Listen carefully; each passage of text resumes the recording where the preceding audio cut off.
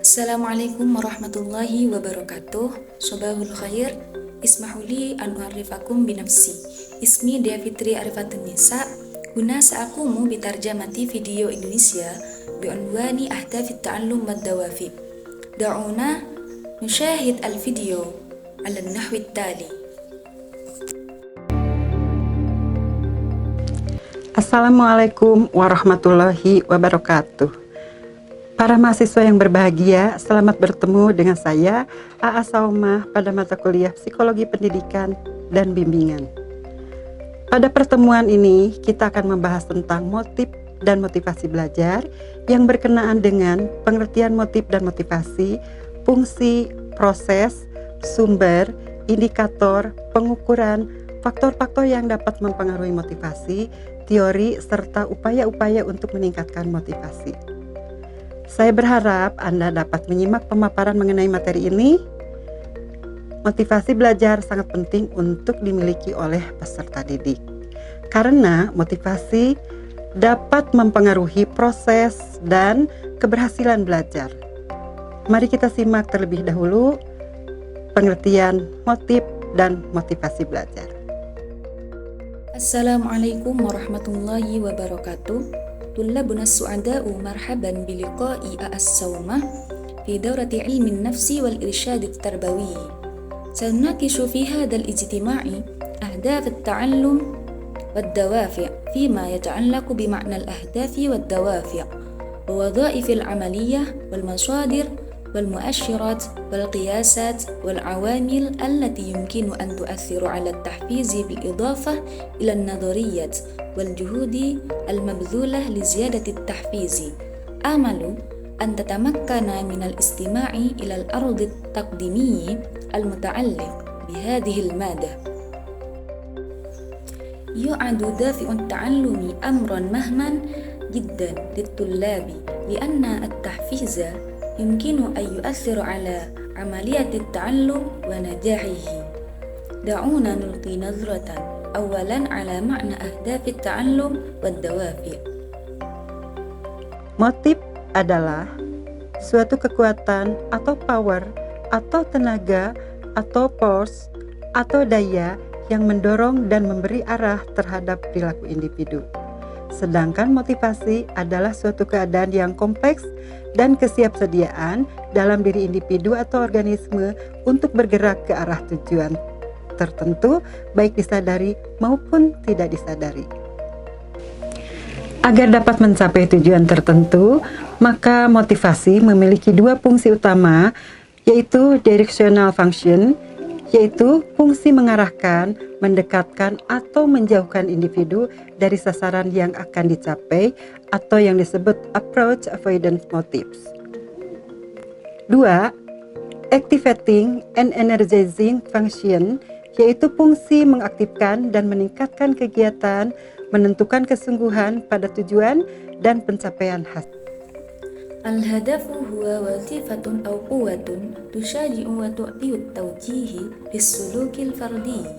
أما الدافع فهو حالة واستعداد معقد لدى الفرد أو الكائن الحي للتحرك نحو هدف معين، سواء بوعي أو بغير وعي، ومن أجل تحقيق أهداف معينة. فإن الدافع له وظيفتان أساسيتان هما وظيفة التوجيه، وهي تقرب الفرد أو ابتعاده عن الهدف المراد تحقيقه، أو ما يسمى بالنهج الدافع المتجنب.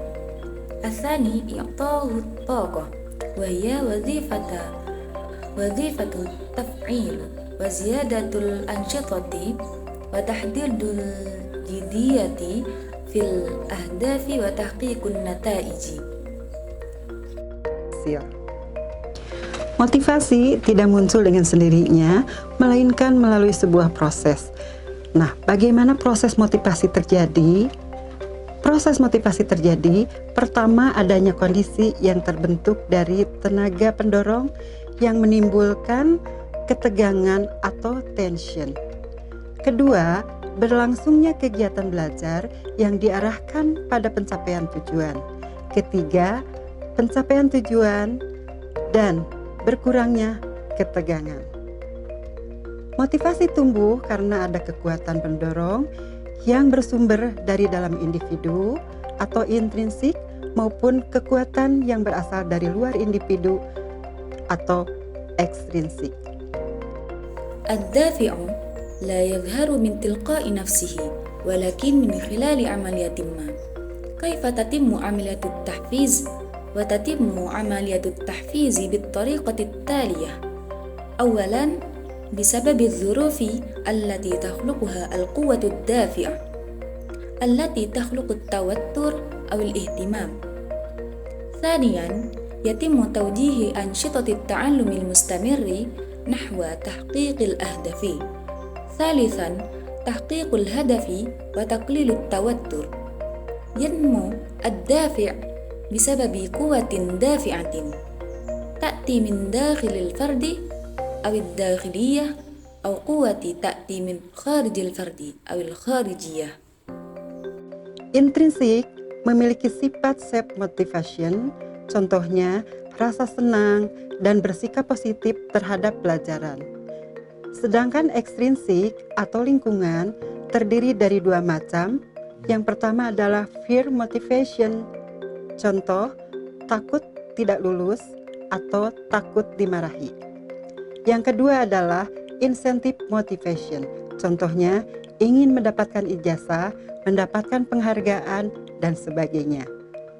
Kekuatan motivasi dapat dilihat dari beberapa indikator, sebagaimana dapat disimak berikut ini. داخلي لديه طبيعة الدافع الذاتي، على سبيل المثال الشعور بالسعادة واتخاذ موقف إيجابي تجاه التعلم. أما الدوافع الخارجية أو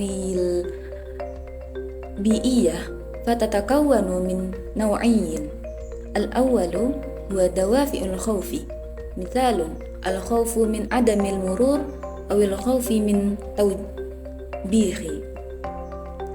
والثاني هو الحوافز التحفيزية، على سبيل المثال تريد الحصول على دبلوم أو الحصول على جائزة وما إلى ذلك. ويمكن رؤية قوة الدافع من خلال عدة مؤشرات كما يمكن أن يرى أدناه. Durasi kegiatan yaitu berapa lama penggunaan waktu untuk melakukan kegiatan. Yang selanjutnya frekuensi kegiatan yaitu seberapa sering kegiatan dalam periode tertentu. Persistensi yaitu ketetapan dan kelekatan pada tujuan. Ketabahan dan keuletan dalam menghadapi rintangan. Kemudian devosi atau pengabdian dan pengorbanan meliputi tenaga, uang, dan pikiran. Tingkatan aspirasi yaitu rencana atau target yang hendak dicapai. Tingkatan kualifikasi prestasi atau produk, output yang dihasilkan. Arah sikap terhadap sasaran kegiatan positif atau negatif. مدة النشاط هي مقدار الوقت المستخدم لتنفيذ النشاط. والأمر التالي هو تكرار النشاط، أي عدد مرات حدوث النشاط في فترة معينة. والمثابرة أي التصميم والقوة نحو الأهداف، الثبات والمثابرة في مواجهة العقبات. ثم التفاني والإخلاص والتضحية يشمل الطاقة والمال والأفكار. مستوى الطموح هو الخطة أو الهدف المراد تحقيقه. مستوى الإنجاز في المؤهل أو مخرجات المنتج المنتجة. اتجاه المواقف نحو أهداف النشاط الإيجابية أو السلبية. Bagaimana motivasi dapat diukur? Kekuatan motivasi dapat diukur melalui berbagai cara, yaitu dengan tes tindakan atau performance test, disertai observasi, kuesioner atau inventory, mengarang bebas, tes prestasi, dan skala sikap. Sementara itu, tingkat motivasi rendah dapat dilihat dari beberapa bentuk, yaitu sebagai berikut. Bentuk kelesuan dan ketidakberdayaan seperti malas, lambat belajar, mengulur waktu, pekerjaan tidak selesai, kurang konsentrasi, acuh tak acuh, sikap yang kurang baik, mengantuk, dan sebagainya. Bentuk penghindaran atau pelarian diri seperti bolos sekolah, tidak mengikuti pelajaran tertentu, tidak mengerjakan tugas, tidak mencatat, pelupa, dan sebagainya. Bentuk penentangan seperti kenakalan, mengganggu, merusak, mengkritik, berdalih, dan sebagainya. Bentuk kompensasi seperti mencari kesibukan lain di luar pelajaran, mengerjakan tugas lain pada waktu belajar, mendahulukan pekerjaan yang tidak penting, dan sebagainya.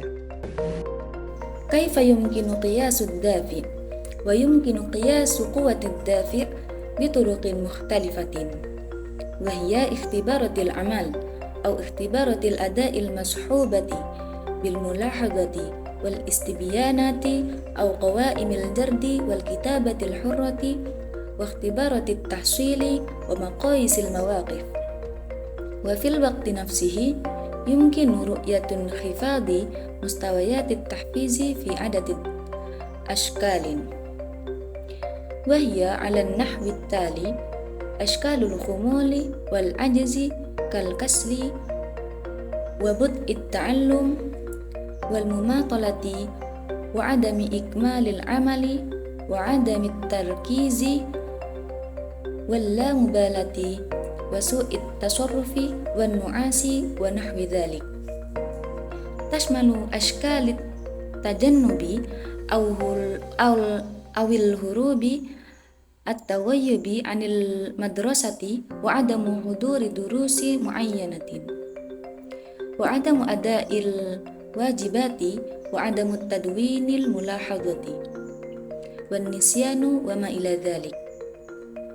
وأشكال المعارضة كالأذى والإرعاد والتدمير والانتقاد واختلاق الأعذار ونحو ذلك. تشمل أشكال التعويض، البحث عن أنشطة أخرى خارج الدروس والقيام بمهام أخرى أثناء وقت الدراسة وتحديد أولوية العمل غير المهم وما إلى ذلك.